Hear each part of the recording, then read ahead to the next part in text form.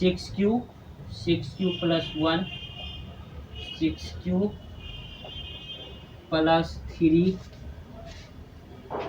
या 6 प्लस 5 के रूप का होता है। तो अब चलिए, अब इस पिछले वाले प्रश्न से इसमें अंतर ये है कि यहाँ विषम जोड़ा गया है, कहीं कहीं सम भी जोड़ा जाता है तो उसका अलग होता है, विषम का भी अलग होता है, सम का भी अलग होता है, लेकिन आपको यही करना होता है। सबसे पहला प्रयास कि हम b का मान चुने। तो देखिए यहाँ देखिए b आपको क्या होगा, कॉमन कौन सा अंक दिख रहा है, 6। तो यहाँ तो प्रश्नानुसार यहाँ आंसर लिखते हैं, प्रश्नानुसार b बराबर 6, क्योंकि 6 है 6 है 6 है 6 है। चलिए अब चलिए, अब माना कि पूर्णांक बराबर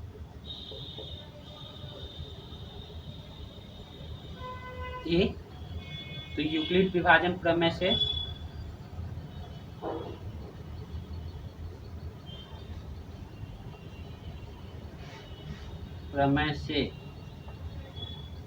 a बराबर बी क्यू प्लस आर, जहां r जो है जो 0, r जो है 0 से बड़ा या बराबर लगता है और b से छोटा। b का मान हमने क्या लिया है 6, तो भरते हैं यहाँ पे b का मान 6 प्लस r, जहां अब हम r के क्या करेंगे, संभावित मान निकालेंगे। तो शुरुआत किससे करेंगे, r के संभावित मान। चलिए निकालते हैं संभावित मान। चलिए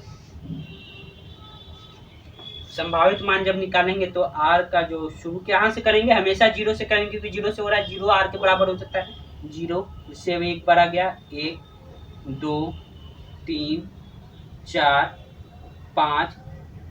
अब देखिए r जो है 6 से, यहाँ गलती निशान, अब जो r जो है 6 से हमेशा छोटा होगा, तो अब हम 6 तो नहीं ले सकते, 5 तक ही हुआ, यानी r के संभावित मान 1 2 3 4 और 5 है। तो चलिए अब शुरू करते हैं फिर से। r के मान अब क्या करेंगे, समीकरण 1 में बारी बारी से रखेंगे, और यहाँ अब 2 होगा, एक जो a है वो विषम रहता है कि नहीं, अगर सम हो गया तो हम उसे नहीं मानेंगे, अगर विषम रह गया तो उसी के रूप को मानेंगे। अब आप सोच रहे हो कि सम विषम कैसे चेक करेंगे, वो मैं बताता हूँ, देखिए।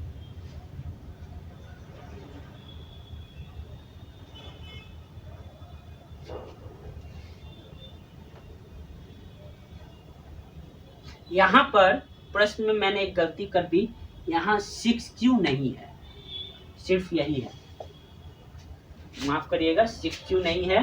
तो अब चलिए, हाँ प्रश्न में 6q नहीं है, 6q प्लस 1 6q प्लस 3 या 6q प्लस 5 के रूप का होता है, ये हमें सिद्ध करना। अब r का वैल्यू चलिए 0 लेते हैं, r का वैल्यू जब 0 लेते हैं तो समीकरण r बराबर 0 लेने पर समीकरण 1 से क्या हो जाएगा, ये तो यही रहेगा, b के जगह 6 प्लस q, r बराबर 0, तो हम इसे लिखना जरूरी अब नहीं समझते, इसको समीकरण 2 का नाम है।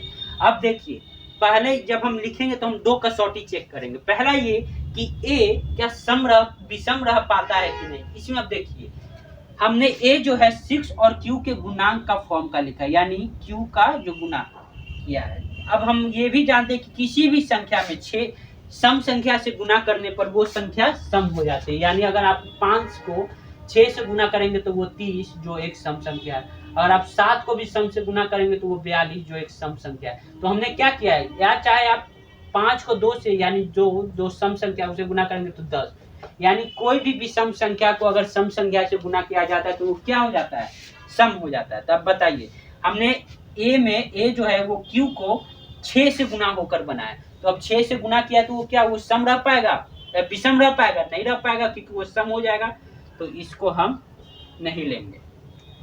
यहाँ पे लिखेंगे क्यों, परंतु ये क्या है, a जो है, परंतु a यहाँ संपूर्णांक है, इसीलिए हम इसे नहीं मान सकते। अब r बराबर 1 लेने पर a बराबर क्या हो जाएगा 6q प्लस 1।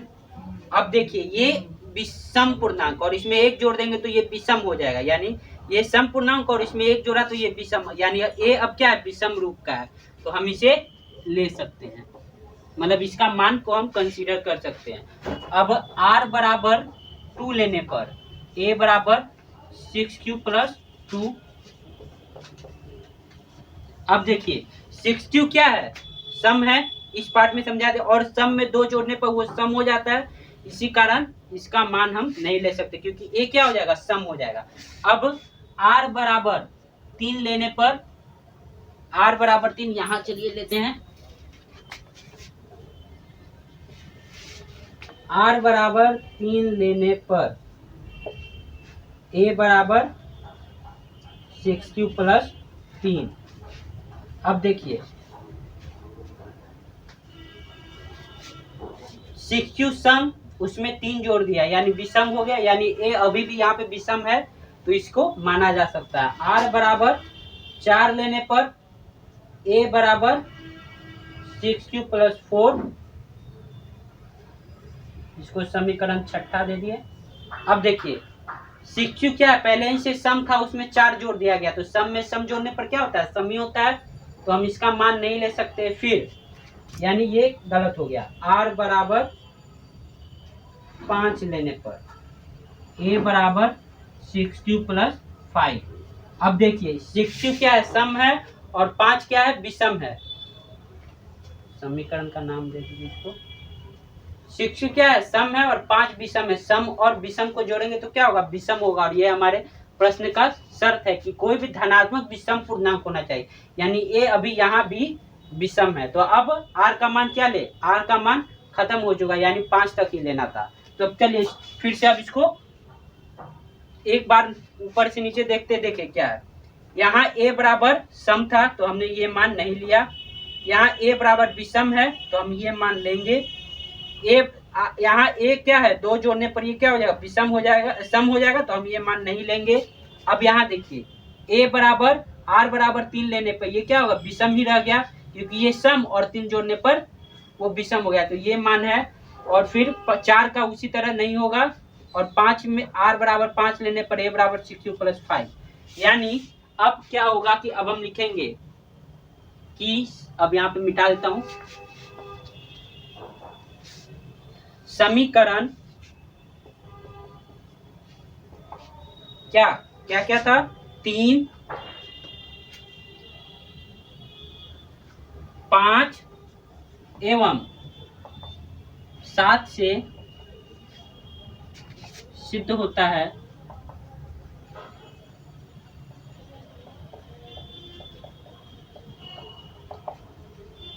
कि कोई भी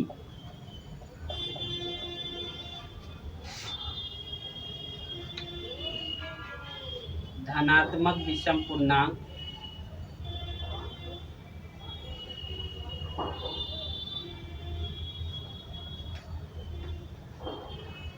six Q plus 1, 6q plus 3 या 6q प्लस 5 के रूप का होता है।